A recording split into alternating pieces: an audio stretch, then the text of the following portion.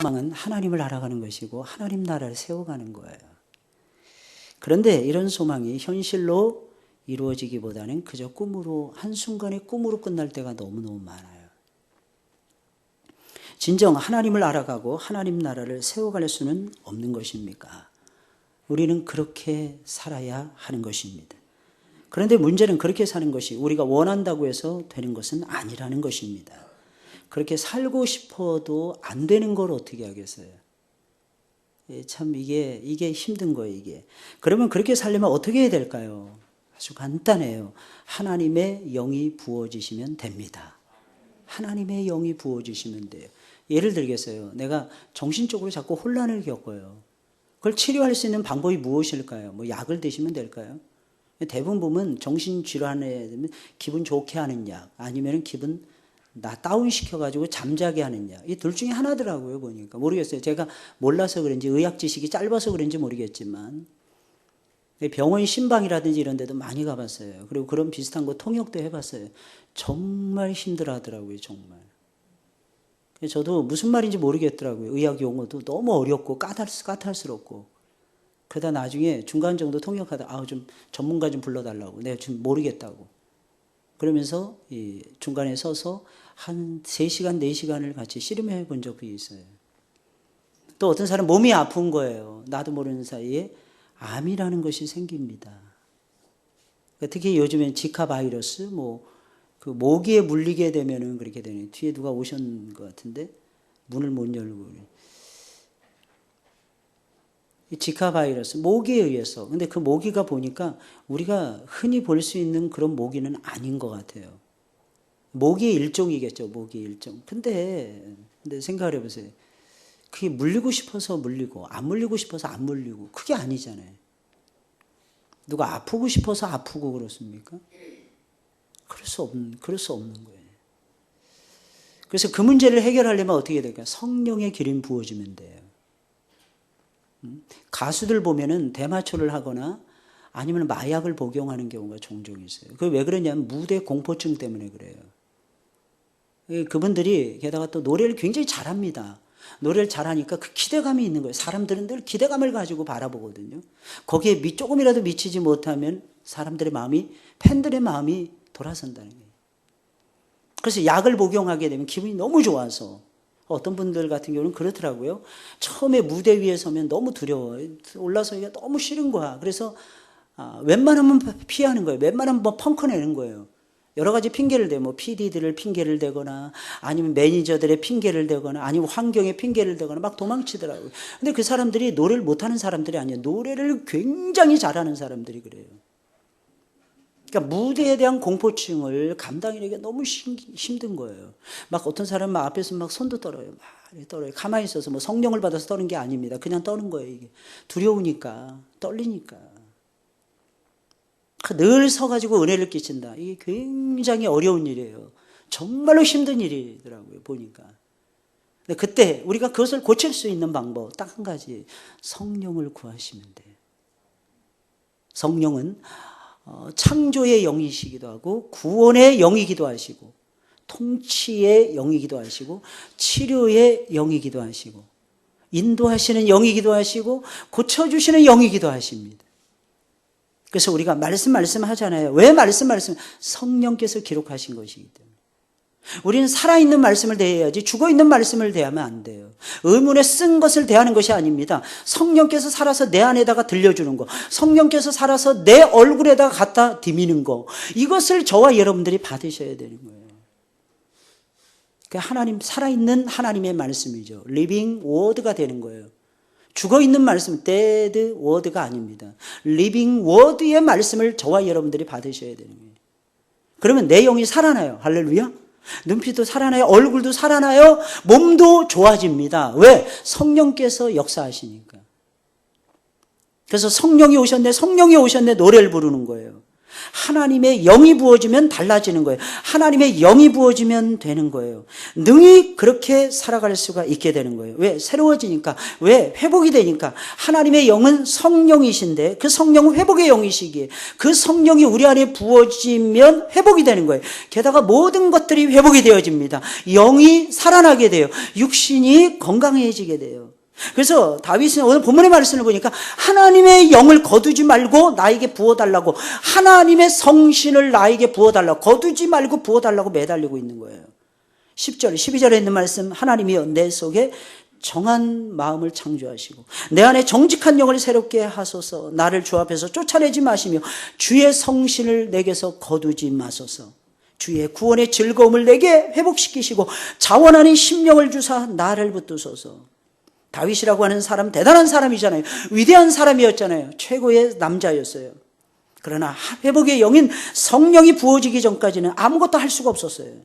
선한 사람이었어요. 의로운 사람이었어요. 강직한 사람이었어요. 믿음 좋은 사람이었어요. 그러나 성신이 잠깐 외출한 사이에 죄를 범합니다. 그리고 그 죄에서 회복이 안 되는 거예요. 그때 다윗은 눈물로 베개를 적셔요. 눈물로 침상을 띄웁니다. 어느 정도냐? 침상이 띄워질 정도로 눈물을 흘리십니다. 그런 삶을 저와 여러분들이 살고 싶지 않은 사람이 어디 있겠습니까? 일어나고 싶죠. 누구나 다. 누구나 다 거기서 벗어나고 싶죠. 선하고 아름다운 삶을 회복시키고 싶죠. 누구나 다 그걸 원하실 것입니다. 그런데 그게 안 되는 걸 어떻게 해요? 그러나 성령이 부어지면 된다는 거예요. 성령이 부어주면 되는 거예요. 모든 것이 회복이 돼요. 예수님의 제자들을 보세요. 주의 성령을 받기 전에 쓰러졌어요. 주의 성령을 받기 전에 어떻게 할 수가 없었어요.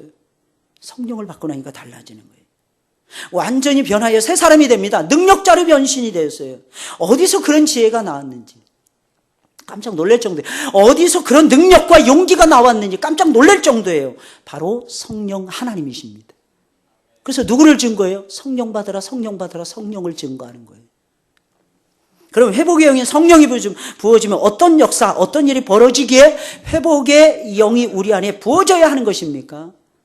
저처럼 성령이 부어지고 회복의 영인 성령이 부어지잖아요. 그러면 죄의 아주 지독한 죄의 심각한 문제가 해결이 됩니다.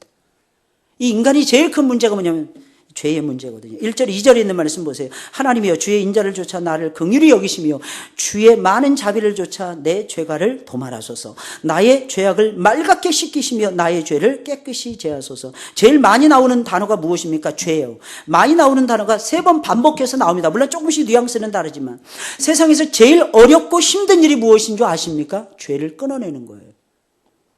왜 사람들이 죄를 끊어내지 못하는 것입니까? 그것은 죄를 미워하지 않기 때문에 그런 거예요. 오히려 죄를 사랑하기 때문에 그런 거예요. 죄를 미워하지 않고 사랑하는데 어떻게 죄를 끊어낼 수가 있겠습니까? 죄도 즐거움을 준다니까요. 그래서 죄를 미워하는 것이 대단히 어려워지게 되는 거예요. 죄도 우리에게 꿈을 줘요. 죄도 우리에게 비전을 줘요. 죄도 우리에게 짜릿한 쾌감을 안겨줍니다. 그러니 어떻게 죄를 미워할 수가 있겠어요? 우리에게 기쁨을 준다니까요. 즐거움을 준다니까요. 짜릿한 잠시 잠깐의 쾌감으로 죄악이라는 것이 몰고 간다니까요. 그러니 죄를 어떻게 끊어내겠습니까?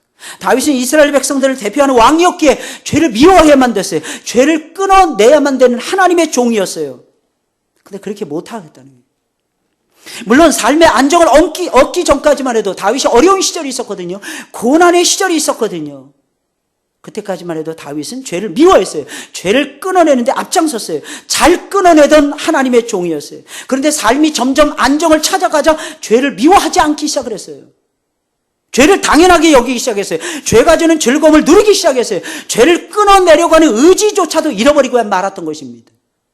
우리도 그렇죠. 우리도 그렇게 살고 있어요. 어떤 분이 저한테 고백을 하시더라고. 목사님, 제가 요즘엔 사는 게 아니에요. 아, 왜요? 잘 살고 계시는데. 아닙니다, 목사님. 제가 요즘 사는 게 아니에요. 제가 몇 년 전까지만 해도 엄청난 제가 힘든 삶을 살고 있었어요. 어느 정도로 힘들었느냐? 남편 직장 잃어버렸어요. 게다가 남편이 아픈 거예요. 아내도 역시 돈벌이가 약한 거예요. 아내도 아픈 거예요. 둘 다 침대 위에서 누워 있었답니다. 그런데 하나님이 은혜를 부어주시더랍니다.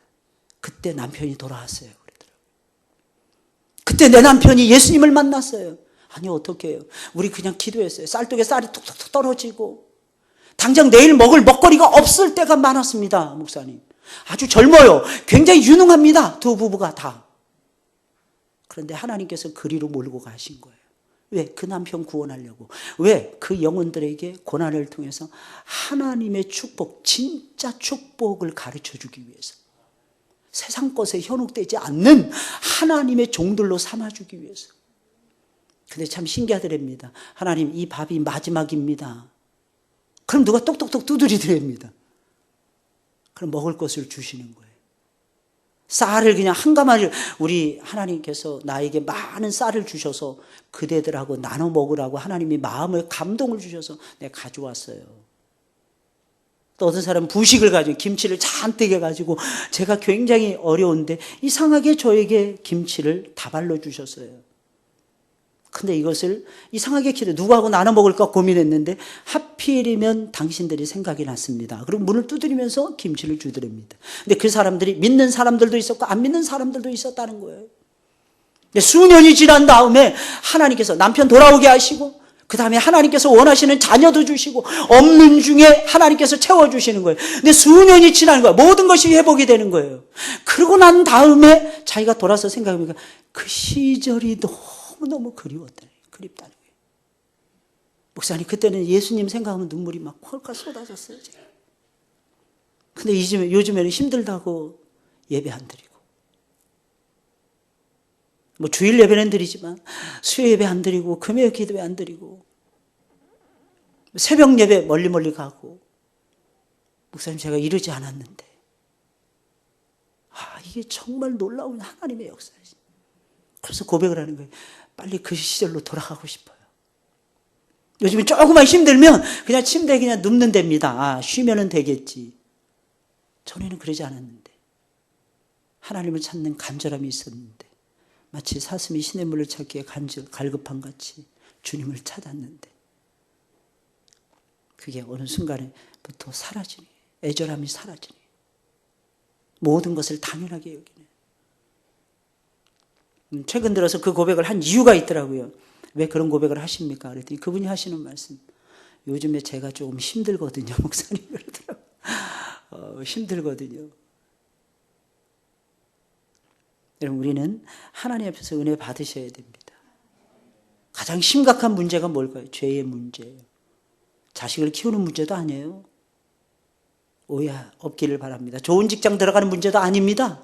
직장에 가서 승진하고 인정받는 것도 아닙니다. 내 안에 있는 죄의 문제. 전에는 삶이 어려울 때는 죄를 징글징글하기 싫어했는데, 그리고 내가 죄 때문에 이 고난을 받는다 생각해서 정말 회개하고 엎드렸는데 이상하게 삶에 여유가 생기면서부터는, 안정이 이루어지면서부터는 자꾸 계산하는 거예요. 이거 하면 이거 올 것이고 저거 하면 저거 줄 것이고, 이런 것만 생각을, 안 주면 서운해지는 것이고, 죄를 미워하지 않는 거예요. 그런데 다윗이 이 지경에 빠져 있을 때 나단 선지자가 찾아옵니다. 책망의 말씀을 들려줍니다. 그런 후에는 완전히 변했어요. 이유가 무엇입니까? 말씀이 그 안에 뿌려진과 동시에 성령께서 다윗의 마음을 움직이기 시작을 하는 거예요. 주의 영은 말씀을 타고 역사하십니다. 그 말씀이 뿌려지는 순간 나단 선지자의 집요한 책망의 말씀이 떨어지니까 다윗의 영혼이 갑자기 깨어나기 시작하는 거예요. 그러니까 완벽하게 달라지는 거예요. 그때부터는 죄를 다시 미워하기 시작을 합니다. 그때부터는 죄를 심상히 여기지 않는 거예요. 죄를 가볍게 여기지 않는 거예요. 죄를 인정하기 시작을 했어요. 죄를 도말해 달라고 부르짖을 수밖에 없었던 것입니다. 우리의 인생의 제일 큰 문제, 그것이 무엇입니까? 죄의 문제예요. 하나님 앞에 엎드리시길 주의 이름으로 축원을 드립니다. 두 번째로, 성령이 부어지면 내 자신이 가장 부정하고 가장 악한 죄인임을 인정하게 됩니다. 이 3절 5절에 있는 말씀이에요. 대저 나는 내 죄가를 아오니 내 죄가 항상 내 앞에 있나이다. 내가 주께만 범죄하여 주의 목전에 악을 행하여 싸우니 주께서 말씀하실 때 의로우시다 하고 판단하실 때 순전하시다 하리이다. 내가 죄악 중에 출생하였으며 모친이 죄 중에 나를 잉태하였나이다. 성령을 받은 이후에, 하나님의 영이 부어진 이후에 다윗은 달라지기 시작했어요. 죄를 고백하는 인생이 됐는데, 어떤 죄를 고백했냐? 내 자신이 안고 있는 죄를 고백하기 시작을 하는 거예요. 내가 죄인입니다. 인정해요. 내가 모태에서 죄 중에 출생하였습니다. 여러분, 이건 상상할 수 없는 일이에요. 다윗은 이때 당시에 왕이었어요. 왕. 모든 사람들의 모델이었어요. 모든 사람들의 희망이었어요. 다윗이 쓰러진다. 이스라엘이 곧 쓰러지는 일이었어요. 상상을 해보세요. 그런데 거기다 대고 자신의 죄를 토한다는 것입니다. 우리는요, 실수함으로도 죄를 범할 수 있어요. 잘못함으로 고의적으로도 죄를 범할 수 있어요. 근데 그 다음이 중요한 것입니다. 그 다음에 어떻게 하느냐가 중요한 것입니다. 숨기려고 해서는 안 돼요. 감추려고 해서는 안 되는 거예요. 인정하시고 하나님 내가 죄인입니다. 고백하셔야 돼요. 근데 이 고백은 내 힘으로 안 되는 거예요. 성령의 기름이 부어져야 고백이 인정이 되는 거예요. 정말 신기하지 않습니까? 나는 의지가 강해요, 목사님. 나는 굉장히 정직한 사람이야. 다 필요 없어요. 나는 굉장히 진실한 사람. 다 필요 없습니다. 오히려 진실했던 사람들이 더 못해요. 오히려 정직하게 살아왔던 분들이 더 못합니다. 이유가 뭘까요? 진실하게 고백하면 모든 것이 무너지니까. 모든 것이 없어질 수 있으니까. 오히려 더 못하더라고요. 직분을 받으면 받을수록 정직해지기가 정말 힘들어요. 다윗은 평생 정직한 거예요. 그걸 고백을 하는 거예요. 이 고백을 하니까 놀라운 역사가 벌어집니다. 무슨 역사가 벌어진 줄 아십니까? 하나님의 인정을 받아요. 죄사함의 역사 정도가 아니에요. 하나님의 인정을 받아요. 하나님 뭐라고 그러십니까? 내가 의롭다. 아니, 죄가 많아서 그 죄를 꼭꼭 숨기다가 들켰어. 그래가지고 하나님 앞에 나와서 울고불고 콧물 쏟았어. 그러니까 하나님께서 어떻게 하십니까? 내가 의로우니라. 우리는 하나님 앞에 살아가는 이유가 그 한마디 듣기 위해서 사는 거예요. 한번 따라서 해볼까요? 내가 의롭다. 하나님 그렇게 말씀하시죠. 더 놀라운 사실은 하나님이 더 기가 막힌 음성으로 화답해 주세요. 내가 순전하니라. 아무리 생각해도 순전하지 못한 죄인인데 하나님은 그 죄를 고백을 하니까 미쁘시고 의로우사 사해 주시고 내가 의롭다. 내가 이 세상에서 제일 순전해. 하나님 그렇게 말씀하시니 셋째로 성령이 부어지면 진실하고 동시에 지혜로운 사람이 됩니다. 6절에 있는 말씀 중심의 진실함을 주께서 원하시오니 내 속의 지혜를 알게 하시리이다. 하나님은 진실하신 분이세요. 그리고 우리에게 요구하시는 것이 뭐? 진실함이에요. 성령을 받기 전에는 다윗은 아무리 진실해지려고 해도 아무리 애를 써도 진실해질 수가 없었어요. 그래서 밧세바를 범했던 거예요. 그래서 그의 남편을 전쟁터에서 죽이고도 그것을 감출 수밖에 없었던 것입니다. 물론 다윗이 숨기고 싶어서 그런 것은 아니고 저절로 숨기고 싶은데 어쩌란 말입니까? 다윗은 밧세바에 반했어요. 자기도 모르는 사이에 끌려가는데 어쩝니까? 자기도 모르는 사이에 밧세바를 침실로 끌어들였는데 어떻게 합니까? 자기도 모르는 사이에 우리아를 죽여야 한다는 생각이 자리를 잡은 걸 어떻게 합니까? 자기도 모르는 사이에 밧세바의 남편이었던 우리아를 쳐서 공모해서 모의해서 죽여야 된다 결심하고 싸움터를 가장을 해서 싸움을 가장해서 실제로 죽이는데 어떻게 합니까? 이게 죄악의 본성, 죄성을 가지고 있는 인생의 모습이에요.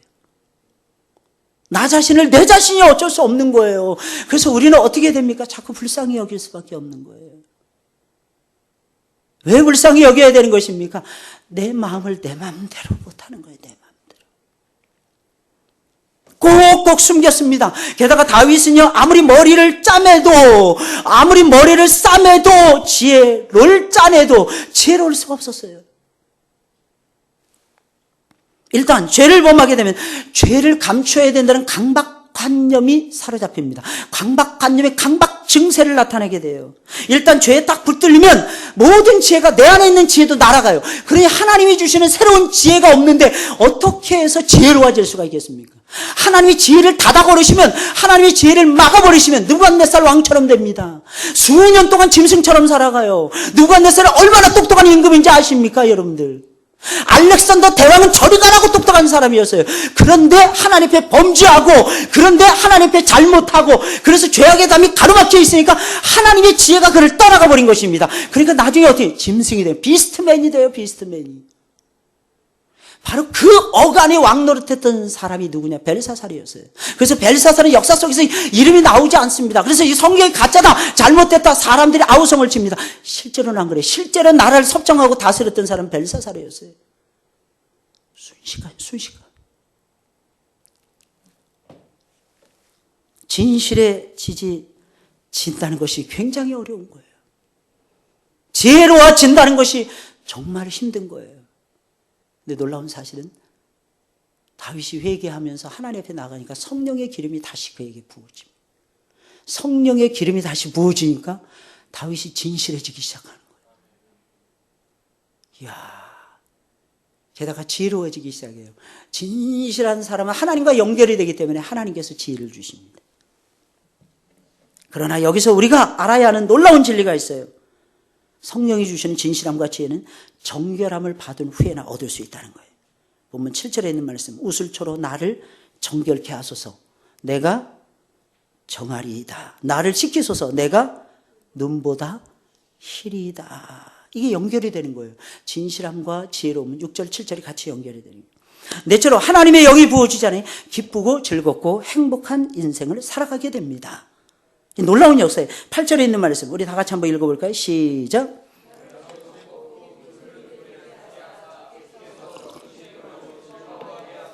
(12절에) 있는 말씀 시작. 내게 회복시키시고 자원하는 심령을 주사 나를 붙드소서. 성령을 받은 이후에 다윗은 완전히 달라졌어요. 어떻게 달라져요? 죄를 다 잊어버리는 거예요. 그러니까 우리는 항상 옛날에 지은 죄 이거 생각, 완벽하게 회개 안 해서 그래요. 완벽하게 회개해 보세요. 정말 눈물 콧물 쏟으면서 정말 죄를 미워하면서 내가 지었던 그 죄를 정말로 미워하면서 정말 응징해야겠다, 도말하겠다, 이 중심을 가지고 회개해 보세요. 그러면 놀라운 역사가 벌어집니다. 하나님께서 그 죄 생각도 안 나도록 역사해 주십니다. 그 다음에 뭐가 찾아오는 거예요? 기쁘고 즐겁고 행복한 것이 찾아오게 되는 거예요. 진짜죠, 진짜. 이상한 소리들은 하나도 들리지 않습니다. 성령을 받게 되면 기쁘고 즐거운 소리만이 들려옵니다. 누가 무슨 이상한 얘기를 해도 그게 기뻐지는 거야. 누가 심지어는 욕을 해도 그게 기뻐지는 거예요. 할렐루야 그러면서 돌아다닙니다. 약간 나사가 빠진 사람처럼 돌아다녀요. 꼿꼿고 돌아다니는 아이처럼 돌아다니는 것입니다. 이유가 무엇입니까? 성령의 진정한 기쁨을 맛보게 되니까 모든 것이 걸림돌이 안 되는 거예요. 이것도 걸리고 저것도 걸리고 이것도 문제가 되고 저것도 문제가 되십니까? 미안합니다. 성령의 기름 부으심을 받아보세요. 달라진다니까요. 다 이뻐 보인다니까. 다 좋아 보인다니까요. 옆에 사람 보세요. 이쁘십니까? 명절을 앞두고 주일날 오후 예배 드리는 모든 분들은 다 사랑스러울 수밖에 없는 거예요. 할렐루야? 안 그러십니까? 안 그러시면 미안합니다. 그거는 죄의 눈으로 바라보는 거예요. 죄의 눈으로. 하나님의 눈으로 바라보세요. 얼마나 이쁜지. 이 시간 하나님이 얼마나 기뻐요. 하필이면 오늘따라 이 회복의 영을 부어달라는 이 말씀을 주실 게 뭐겠어요. 할렐루야. 오늘 말씀만 잘 들으면 여러분 평생 수지 맞고 살아가요. 다른 거 다 까먹더라도 오늘 말씀만 기억하세요. 오전 예배 말씀도 잊어버려도 괜찮아요. 근데 오후 예배 이 말씀만큼은 기억하셔야 돼요. 여러분들. 여러분들을 새롭게 하시는 하나님의 역사가 나타나요. 성령의 기름을 부어지며, 야, 이 정말 놀랍지 않습니까? 마음이 진짜 기뻐져요. 기쁘고 기쁘도다. 그냥 저절로 나오는 거예요. 그냥 콧노래가. 가요 말고 찬양이. 콧노래가. 이 찬양이 계속해서 울려 퍼지는 거예요. 그냥 뭐 스님도 그런다면서요. 노래방에서 마지막 하이라이트는 내게 강 같은 평화 이거 부르는데 나 그 얘기 듣고 깜짝 놀랐어요. 그런데 하물며 우리가 어떻게 하나님을 노래하지 않을 수가 있겠습니까? 게다가 자원하는 마음까지 생겨요. 할렐루야! 하고 싶어지는 거야. 안 시켜주면 시험 들어. 야, 이게 경제예요. 이게 경제야. 왜 누가 내 자리를 뺏어가지? 시험 들어야 돼, 사실은. 그냥 아무나 해도 괜찮아. 이러지 말아야 돼요, 여러분들. 이게 뭐예요? 영적인 욕심을 부리시라는 거예요, 영적인 욕심. 하나님은 거룩한 야망을 우리에게 심어주셨잖아요. 할렐루야? 그걸 좀 이루면서 좀 살아가시라는 거예요. 다섯 번째로 회복의 영을 받으면 죄인들을 살리는 유능한 전도자로 바뀌어지게 됩니다. 오늘 보면 10절부터 13절까지 말씀이에요. 하나님이여 내 속에 정한 마음을 창조하시고 내 안에 정직한 영을 새롭게 하소서. 나를 주 앞에서 쫓아내지 마시며 주의 성실을 내게서 거두지 마옵소서. 주의 구원의 즐거움을 내게 회복시켜 주시고 자원하는 심령을 주사 나를 붙드소서. 그 다음 말씀 다 같이 시작. 그러하면 내가 범죄자에게 주의 도를 가르치리니 죄인들이 주께 돌아오리이다. 아멘. 이게 무슨 말이겠어요? 성령의 기름이 부어지기만 하면, 그래서 하나님이 나에게 자원하는 심령을 주고 구원의 즐거움과 예배의 기쁨을 회복시켜 주신다면 내가 범죄한 영혼들에게 전도할 것입니다. 내가 그들을 돌이킬 것입니다. 내가 전도자로 우뚝 서서 하나님을 섬기게 될 것입니다. 이 고백을 지금 하고 있는 거예요. 혹시 어느 단계까지 와 계십니까? 죄를 감추는 단계? 아니면 죄를 고백하는 단계? 성령의 기름이 부어지는 단계? 그래서 하나님 앞에 기쁨을 얻는 단계? 어떤 단계까지 와 계십니까? 그 다음 단계는 우리가 가르치는 거예요. 안 믿는 자들에게 외치는 것입니다. 명절날 무엇 때문에 한국 사람들을 한 가정으로 전부 다 하나님 뭐라고 하시는 것입니까? 전도하라고, 예수의 영광을 가르쳐주라고, 십자가와 부활을 증거하라고 하나님께서 모이도록 역사하시는 것입니다. 아, 징글징글해요. 한국에 와서 뭐 할만하면 명절이라고 브레이크 걸리고, 좀 모인다 싶으면은 이 핑계 저 핑계 대고, 그런 건수가 한국 사회는 너무너무 많아요. 누가 그러더라고요. 목사님, 그래도 한국 목회가 좋으십니까? 저는 한국 목회가 좋아요. 저는 12년 동안요, 잘 보세요, 이런 곳에서 살다 왔어요. 맨날 해 뜨는 거 똑같아요. 맨날 무지개 뜨는 거 똑같아요. 비 오고 난 다음에. 그 무지개도 처음이나 감동받지, 뜰수록 아, 저 징글징글하네, 저 또 뜨네 저거. 정말 그렇게 돼요. 1월달인지 2월달인지 3월달인지 몰라. 게다가 1월달이 여름이야. 한여름이야. 더워서 미칠 때 여름이 주어지는 거예요. 신년 기분 안 납니다. 명절 뭐 카페 이런 것들 문 닫는 거 외에는 두 날은 장사하는 사람들이 꼭 문을 닫습니다. 그거 안 닫으면 범칙, 누가 신고하면 범칙금 내요. 크리스마스하고 부활절 딱 두 날이에요.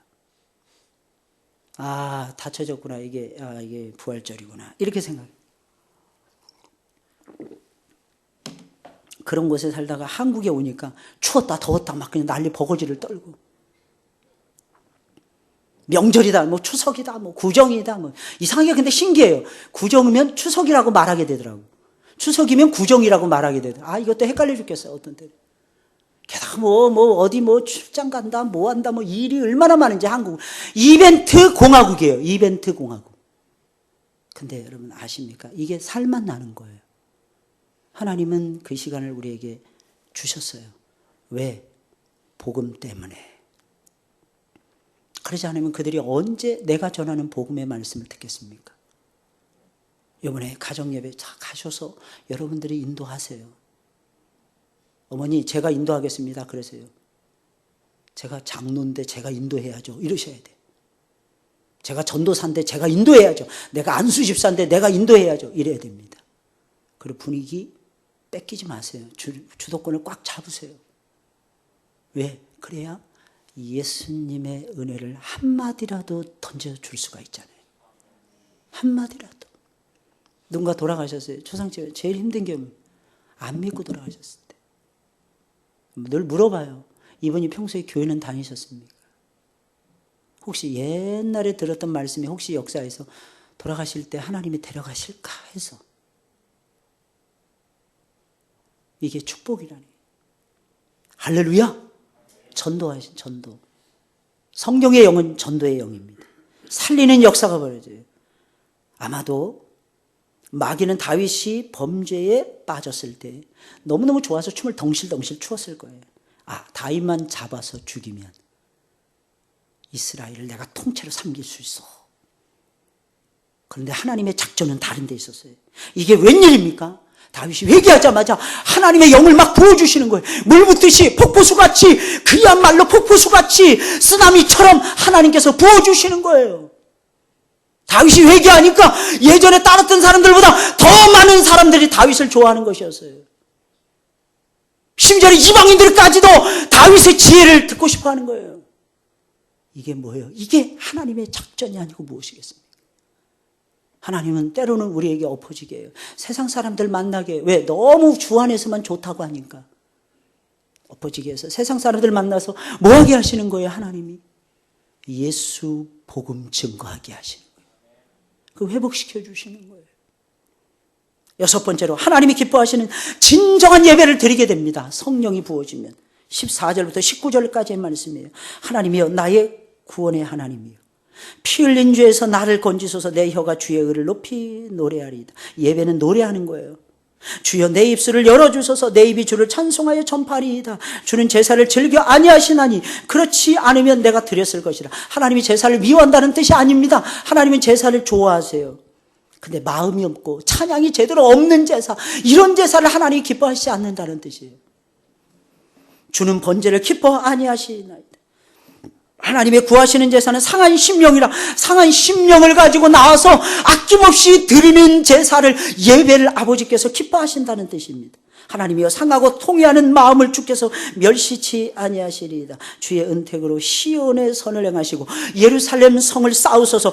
그때에 주께서 의로운 제사와 번제와 온전한 번제를 기뻐하시리니 저희가 그제서야 수소로 주의 단에 드리리이다. 성령을 받은 이후에는 하나님이 어떤 제사를 원하시는지 정확하게 알았어요. 성령의 기름을 받기 전에 하나님이 어떤 제사를 원하는지 잘 몰라요. 그저 예배 많이 드리고 그러면 하나님이 좋아하실 것이라고 착각했어요. 성령의 기름을 딱 보니까 하나님의 속을 알게 되는, 하나님의 뜻을 알게 되는 거예요. 왜? 성령은 하나님의 속 깊은 속이라도 통달하시는 분이세요. 하나님의 마음을 이해해야 돼요. 하나님의 뜻을 알게 돼요. 성령의 충만함을 받게 되면 그렇게 되는 거예요. 내 고집대로 하나님 섬기지 않습니다. 내 고집은 쓰레기통에다 집어넣어버립니다. 이유가 무엇입니까? 그렇게 믿어서는 하나님 기뻐하시지 않는다는 것을 너무너무 자명하게 잘 알고 있기 때문입니다. 하나님이 가장 기뻐하는 것은 상한 심령의 제사예요. 무슨 뜻이겠습니까? 마음을 감추지 않는 거예요. 마음을 그대로 제물로 아낌없이 바쳐 드리는 것입니다. 하나님 우리의 마음을 원하세요, 여러분들. 이 점을 믿으시길 예수님의 이름으로 축원을 드립니다. 회개하는 마음, 감사하는 마음, 사랑하는 마음, 이런 마음들을 하나님께서 우리에게 진정 원하신다니까요. 정말 충성을 다하는 마음, 이것이 제물이 되니까요. 충성을 다하는 마음, 사랑하는 마음, 다시 말씀드리는 거예요, 여러분들. 회개하는 마음, 감사하는 마음, 이것이 하나님 앞에 제물이 되어졌을 때 우리가 드리는, 몸으로 드리는 제사가 비로소 완성이 되어지는 거예요. 하나님은 그런 예배를, 그런 신령과 진정의 예배를 원하시는 거예요. 마지막 일곱째로 회복의 영인 성령을 받게 되면 잃어버린 모든 것을 회복할 수 있어요. 잃어버린 관계가 살아납니다. 잃어버린 모든 것들을 다시 찾아내게 됩니다. 오늘 본문에 나오는 것이 아니라 에베소서 5장 18절부터 6장 9절까지의 말씀이에요. 사도 바울은 성령의 충만함을 받으라. 에베소서 5장 18절에서 그렇게 말해요. 술 취하지 말라. 이는 방탕한 것입니다. 오직 성령의 충만함을 받으라. 그렇게 말한 이후에 성령의 충만함을 받으면 어떤 삶을 살게 되는지 가르쳐 줍니다. 남편과 아내와의 관계 속에서, 부모와 자식 간의 관계 속에서, 주인과 종의 관계 속에서 모든 것을 설명해요. 첫째, 관계가 회복이 되는 거예요. 관계가 살아난다니. 남편과 아내의 관계가 살아나요. 서로 죽고 못 삽니다. 사랑하고 싶어서, 너무너무 사랑스러워서, 너무너무 사랑스러워서 서로 순종해요. 서로 사랑해요. 아낌없이 사랑하고 아낌없이 순종합니다. 그 다음에 부모와 자식 간의 관계, 서로 존중해요. 부모는 위대하다는 거예요. 나는 우리 아빠 존경해. 나는 우리 엄마 존경해. 이런 말이 아이들 입에서 쏟아져 나와요. 너희는 최고란다. 하나님이 주신 최고의 선물이란다. 하나님의 영광을 위해서 너희가 살아가는 모습이 진짜 이쁘단다. 상전과 고용인과 피고용인의 관계 속에서 살아나요. 서로 순종해요. 예수 믿는다고 해서, 크리스찬이라고 해서 우습게 보지 않아요. 좋게 봅니다. 왜? 성령을 받으니까 성령의 시각으로 그 영혼을 보게 되는 거예요. 이쁜 거예요. 사랑스러운 거예요. 좀 실수하는 것도, 나 옛날에 초보 때 나도 실수했지. 이 마음이 드는 거예요. 너무너무 사랑스러워지게 되는 것입니다. 그 다음에 관계가 살아나면 어떻게 됩니까? 그 다음에 잃어버린 것들이 다시 돌아와요. 회복의 영이 우리 안에 부어져서 관계가 회복되면 잃어버렸던 모든 것을 하나님께서 다시 찾아주시는 거예요. 그것은 전부 다 관계가 깨짐으로 잃어버렸던 것들이거든요. 다시 찾게 하나님이 역사하시는 거예요. 사랑하는 여러분들 어떠십니까? 성령을 받으셨나요? 경배 형제만 성령 받았나 보네. 성령을 받으셨나요? 예, 정말 성령을 받지 않고서는 우리 아멘 할 수 없다 그랬어요. 아버지를 향해서 아버지라고 부를 수 없다 그랬어요. 주님을 향해서 주님이라고도 부를 수 없다 그랬어요. 우리 성령 받은 하나님의 사람들입니다. 성령을 받으면 첫째, 죄의 문제 해결돼요. 여러분, 죄 때문에 힘든 거예요, 죄 때문에. 우리나라가 죄 때문에 힘들어서 김정은이가 아직도 저렇게 나쁜 짓을 하고 있는 거예요. 우리의 죄가 큽니다. 우리 민족의 죄가 어마어마합니다. 우리 민족은 1937년도에 조선 장로회 총회에서 우리는 우상 숭배를 결의한 그런 민족이었어요. 이게 얼마나 무서운 일인 줄 아십니까? 그리고 1945년도 10월 달인가요? 처음 남부 총회가 열렸어요. 남한만. 그 문제 회개하고 처리하자는데 회개하지 않았어요. 그로부터 4년 후에 6.25가 빵 터진 거예요. 왜 한국만 식민지화, 거기다가 남북 분단.